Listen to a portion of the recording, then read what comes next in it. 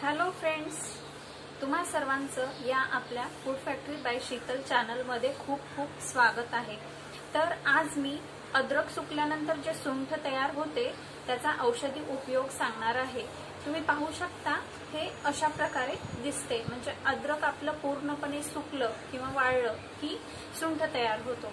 जर आपल्याला सर्दी झाली तर त्यामुळे डोकेदुखी होत असेल तर हा सुंठ थोडेसे पाणी टाकून उगाळायचे आहे, म्हणजेच याची एक पाणी टाकून पेस्ट बनवायची आहे आणि त्याचा लेप आपल्या कपाळावरती लावायचा आहे।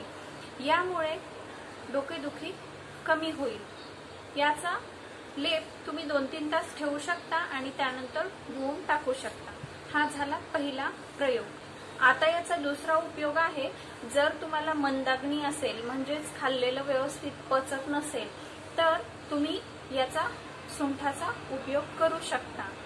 अर्धा चमचा सुंठ पावडर म्हणजेच या सुंठाला कुटून घ्यायचे आहे किंवा छोट्या खिसणीने तुम्ही खिसूनही घेऊ शकता। याचे पावडर बनवून यामध्ये थोडासा गूळ मिक्स करून दररोज सकाळी उपाशी पोटी म्हणजेच प्रातःकाळी हे पावडर 3-4 दिवस घ्यायचे आहे, म्हणजे तुमची अपचनाची समस्या दूर होईल आणि जठराग्नी प्रदीप्त होईल।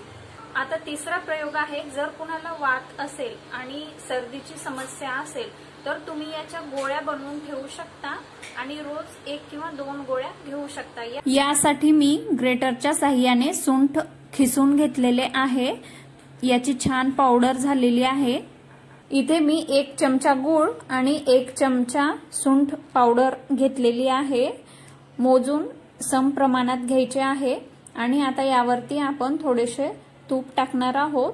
अर्धा चमचा तूप टाकलेले आहे। आता याला व्यवस्थित मिक्स करून घ्यायचे आहे। जर तूप आणखी लागले तर तुम्ही थोडेसे 2-3 थेंब टाकू शकता। छान याच्या अशा गोळ्या बनतील अशी कन्सिस्टन्सी असायला हवी। आता याला मी व्यवस्थित मिक्स करून घेऊन याच्या गोळ्या बनवून घेणार आहे। अशा प्रकारे तुम्ही छोट्या छोट्या गोळ्या बनवून घ्यायच्या आहेत। जवळपास 2 ग्रामच्या गोळ्या बनवायच्या आहेत। या गोळ्या दररोज सकाळी 1 किंवा 2 खायच्या आहेत। या वातनाशक आहेत आणि सर्दीपासून रक्षा होते। हा प्रयोग तुम्ही बरेच दिवस चालू ठेवू शकता। वारंवार सर्दी वगैरे होत असेल तर तुम्ही या गोळ्या घेऊ शकता। पावसात भिजलात वगैरे तरीही सर्दी वगैरे होणार नाही। सुंठ हे खूप गुणकारी आहे। हे वातीचे रोग, हृदय रोग कमी करते, तसेच रोग प्रतिकारक क्षमता वाढवते, सर्दीमध्ये उपयोगी आहे, जठराग्नी प्रदीप्त करते, त्यामुळे तुम्ही याचा अवश्य लाभ घ्या। कफनाशक आहे आणि पचनासाठी खूप उपयुक्त आहे।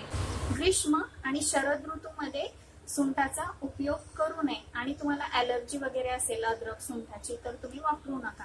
तुम्हाला व्हिडिओ कसा वाटला ते नक्की मला कळवा। लाईक, कमेंट करा, शेअर करा। व्हिडिओ पाहिल्याबद्दल खूप खूप धन्यवाद।